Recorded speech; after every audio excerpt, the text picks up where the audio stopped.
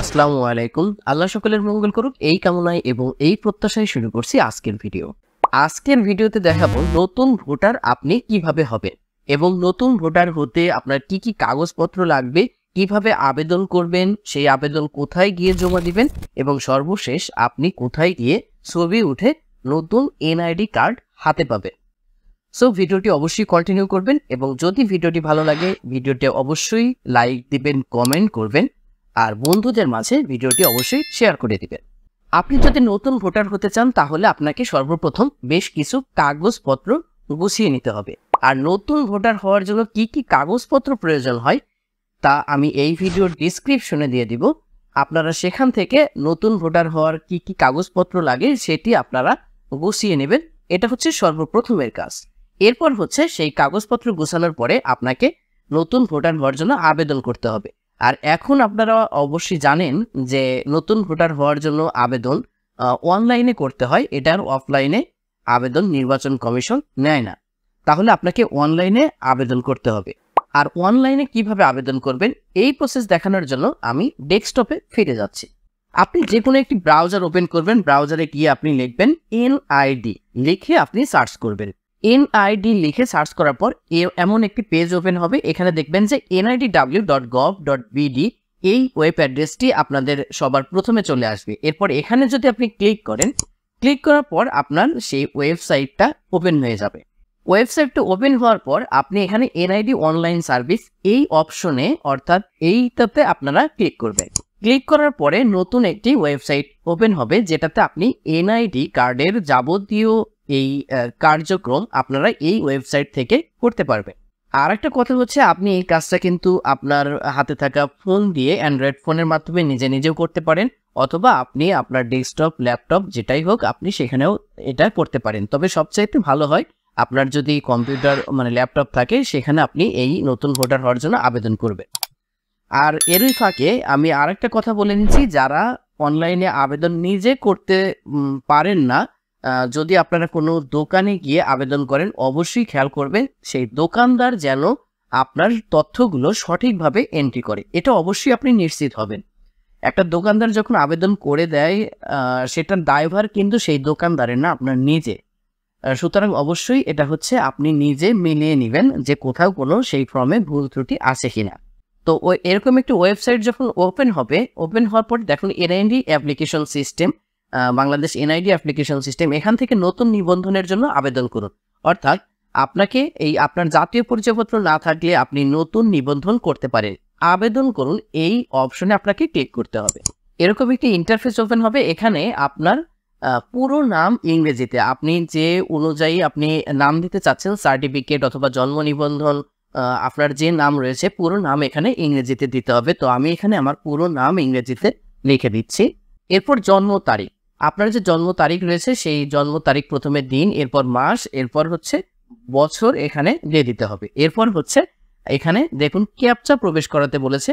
আপনার এইখানে যে ক্যাপচাটা এখানে রয়েছে আপনাকে হুবহু সেইভাবেই এখানে ক্যাপচা প্রবেশ করে এই বহাল এই বাটনে ক্লিক করতে হবে। বহাল বাটনে যখন আপনি ক্লিক করবেন, ক্লিক করার পরে আপনার মোবাইল নাম্বার এখানে চাইবে।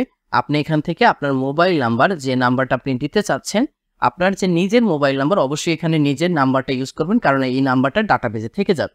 তো আপনি এখানে আপনার মোবাইল নাম্বার বসিয়ে আপনি বার্তা পাঠান, এই অপশনে যখন ক্লিক করবেন আপনার ফোনে একটি ওটিপি কোড চলে যাবে। সেই ওটিপি বসানোর পরে আপনি এখানে আপনার ইউজার আইডি এবং পাসওয়ার্ড আপনাকে দিতে হবে। এরপর আপনাকে এই নতুন ভোটার হওয়ার জন্য নিবন্ধন ফর্মটি আপনি ফিল আপ করতে পারবেন। তো নতুন ভোটারের ফর্মটি যখন আপনি এই নিবন্ধন ফর্ম সেটি যখন আপনি ফিল আপ কমপ্লিট করবেন, সেই ফর্মটি আপনাকে ডাউনলোড করে নিতে হবে। ডাউনলোড করার পর আপনাকে সেই ফর্মটি আপনার যদি নিজের প্রিন্টার থাকে তাহলে প্রিন্ট করে নেবেন, অথবা কোনো কম্পিউটারের দোকানে গিয়ে আপনাকে সেই ফর্মটা প্রিন্ট করে নিতে হবে।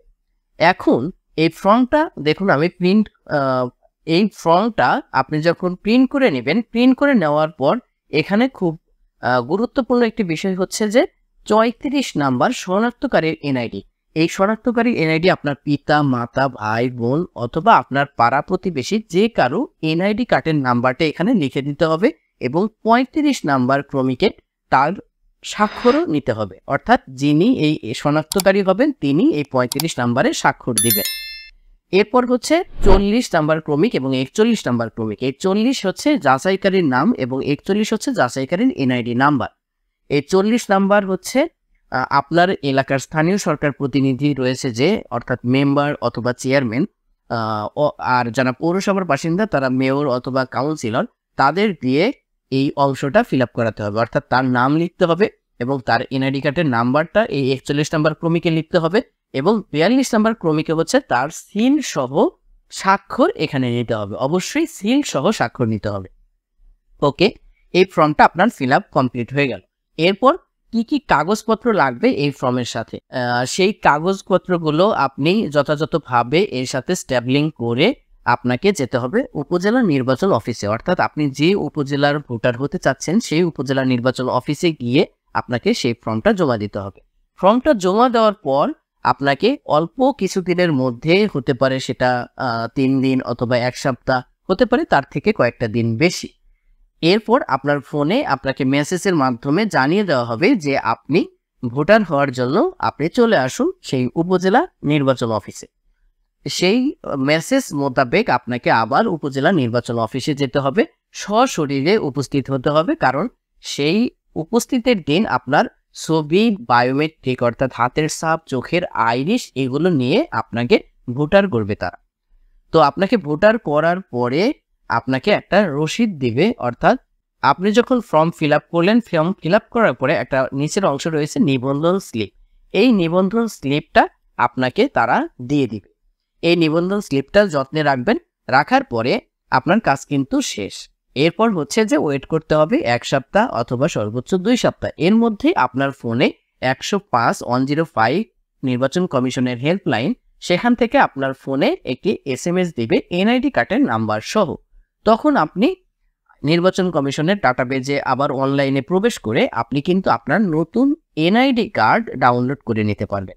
এই হচ্ছে টোটাল নতুন ভোটার হওয়ার থেকে শুরু করে এনআইডি কার্ড পাওয়া পর্যন্ত প্রসেস।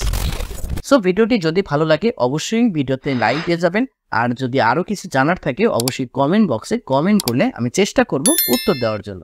আল্লাহ হাফেজ।